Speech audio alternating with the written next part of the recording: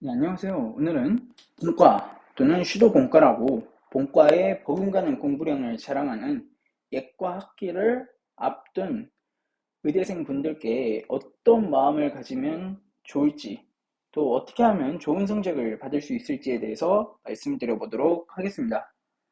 이제 막 본과 또는 슈도본과를 올라가시는 분들을 대상으로 만들었지만 막 예과 입학하신 분들도 보면 분명 도움이 될 것이라고 생각합니다.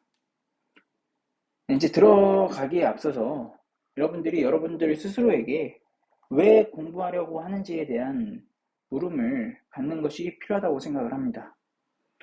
이제 더 이상 공부를 잘한다고 꼭 성공이 보장되는 시대가 아닙니다. 물론 여러분들이 공부를 열심히 해서 의대를 옴으로써 어느 정도의 부와 명예가 보장이 되는 것은 사실입니다. 그러나 이제 의대에 온 이상은 더 이상 공부를 더 잘한다고 해서 꼭 인생이 행복하고 남들이 말하는 성공을 하고 이런 것들이 전혀 아닙니다. 그리고 또 그렇게 해서 성공한다고 한들 행복하지 않은 의미가 없겠죠. 주변 동기들을 보면 정말 행복하게 잘 노는 동기들이 많아요. 그런 것들을 보면 진짜 행복하게 노는 것도 저는 재능이라고 생각을 합니다. 저 같은 경우에는 뭐 다른 것들, 뭐 게임이나 이런 것들을 했을 때 별로 재미가 없고, 그나마 조금 재밌어 하고, 적성에 맞는 것이 이제 의학 공부이기 때문에 하는 것이지, 저도 뭐 공부를 잘해가지고 제가 뭐 더 뛰어나다고 생각을 하거나, 성공을 할 것이다, 이렇게 생각하지는 않아요. 그래서 저도 지금 취미로 유튜브를 또 시작을 한 것입니다. 그래서 여러분들도 이제 뭐 만약 예과생이라면 이제 삶의 방향성, 가치관들을 먼저 생각을 해보셔야 될 것 같아요. 나는 진짜 돈을 그래도 조금이라도 더 많이 벌어야겠다, 남들보다 인기과를 가서 조금이라도 더 편하게 지내야겠다, 이러시는 분들은 당연히 열심히 공부를 하셔야겠죠. 왜냐면 그래야 조금이라도 확률이 높아지는 것은 맞을 테니까요. 그러나 나는 이쯤 하면 됐다, 이제 나는 조금 현실을 좀 즐길 필요가 있다고 생각을 한다, 어차피 의사 하면 먹고 살 걱정은 없지 않느냐, 이렇게 또 생각을 하시는 분들도 있을 수 있어요. 그렇기 때문에 이 부분에 대해서 여러분들이 먼저 명확하게 삶의 방향성이나 가치관을 생각을 하셔야 된다는 이야기입니다. 또 이제 어쩔 수 없는 경쟁이 기다리고 있어요. 100명이 있으면 1등부터 100등이 생길 수밖에 없습니다. 따라서 그 경쟁을 받아들이고, 그러나 그 경쟁이 뭐 1등은 성공이고 100등은 패배고 이런 개념의 경쟁이 아니라는 것도 이제 생각을 하셔야 될 거예요. 왜냐면 여러분들이 지금까지는 이제 최고, 어떻게 보면 막 1%의 성적을 맞아서 의대 입학했지만 여러분들 주위에도 다 여러분과 비슷한 사람들이고, 때문에 누군가는 100등을 맞이하는 경험을 하게 될 것이고 누구는 계속해서 1등을 하겠죠. 그러나 그 과정 속에서 여러분들이 절대로 여러분들의 어떤 가치관이나 방향성을 잃어서는 안 될 것이라고 생각을 해요.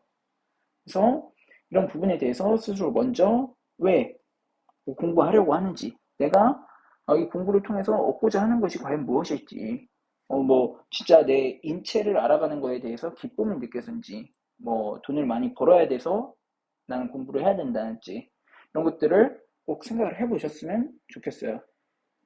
그리고 이제 두 번째로 말씀드리고 싶은 것은 의대 공부, 특히 이제 의대 성적은 DNA에 정해져 있다, 이런 말씀을 좀 드리고 싶어요. 결론적으로는 이제 암기를 잘해야 되고 오래 공부해야 성적이 나오는 게 의대입니다. 그래서 적어도 암기 공부가 싫어서는 안 돼요.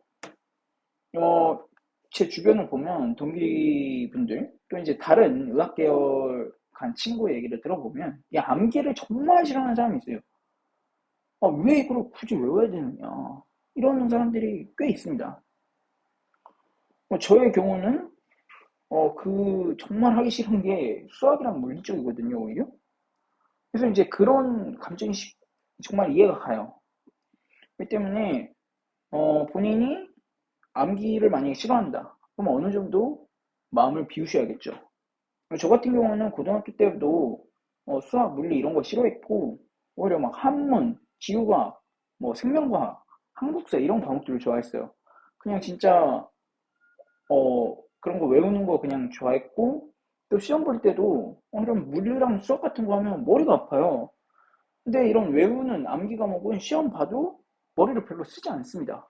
외울 때 쓰지 시험 볼 때는 별로 안 쓰거든요. 그래서 저는 암기 과목 굉장히 좋아했는데 어, 경우에 따라서는 그러니까 사람 바이 사람이죠. 암기를 정말 싫어하시는 분들도 있기 때문에 이런 부분 이제 생각을 해보셔야 되겠고 또 저 같은 경우는 고3 때 공부를 정말 하기 싫어했습니다. PC방에서 어머니랑 이제 술래잡기를 했었는데 저는 그런 공부하기 싫은 상황 속에서도 생투를 시작을 했어요. 뭐 서울대를 가려고 그때 했었는데 그때 7월에 시작을 해서 결국 수능에서 1등급을 받았습니다. 물론 당시에 좀 시험이 암기였거든요, 생투가. 지금은 뭐 타임어택으로 많이 바뀐 것으로 알고 있는데, 당시 1호 수능이었고, 그때 정말, 암기 기반이었기 때문에, 이런 것들이 어느 정도 저는 재능이 있다라고 생각을 합니다. 그리고, 이제, 인내심도 굉장히 중요해요. 인내심이. 왜냐면, 여러분들 게임 좋아하시죠? 저도 이제 뭐, 예전에는 롤 이런 거 좋아했거든요. 메이플, 이런 게임들.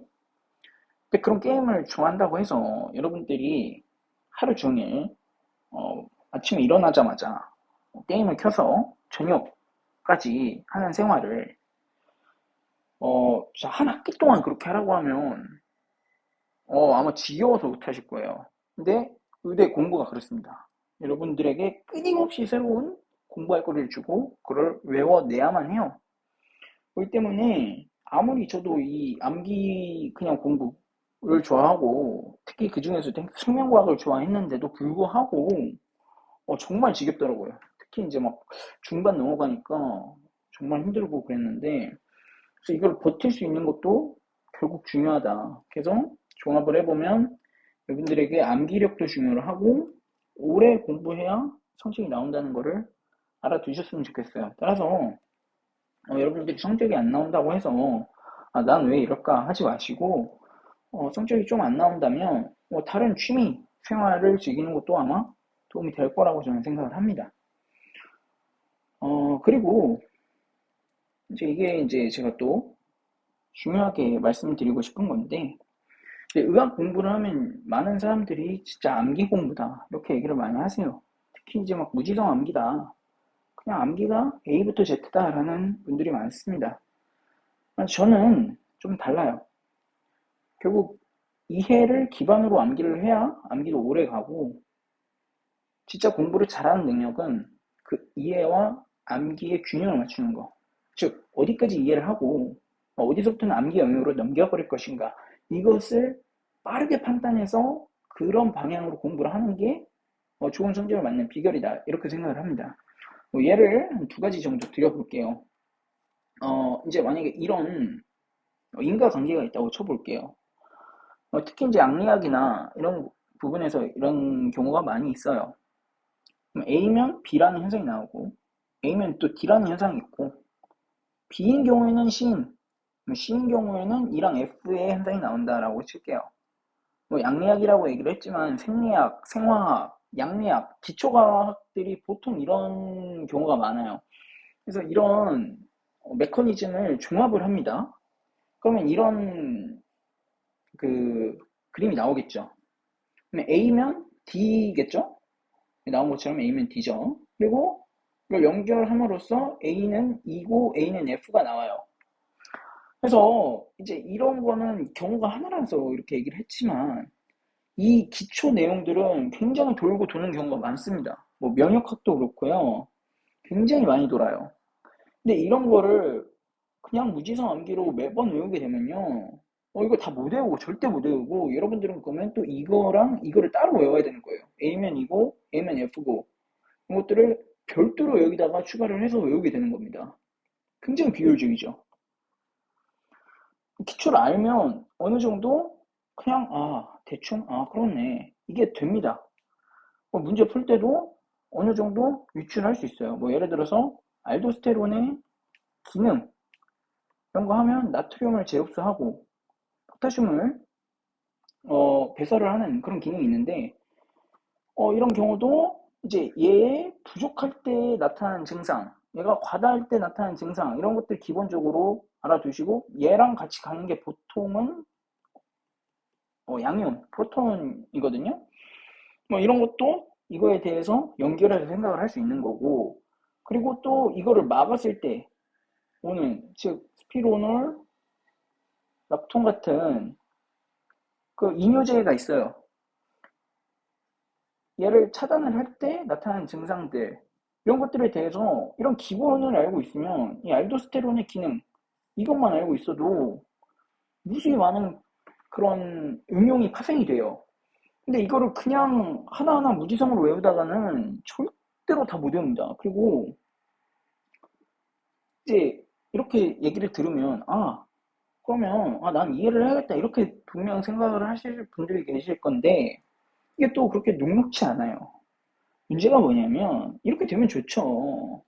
좋아요. 근데 아마 이 중간에 어떤 그 인과관계가 완벽하지 않거나 또는 제3의 어떤 원인이 있겠지만 실제 대부분의 의학은 어떻게 되느냐 A면 D다 이건 맞아요. A면 E다도 맞는데 갑자기 뜬금없이 A면 F의 반대의 결과가 나옵니다.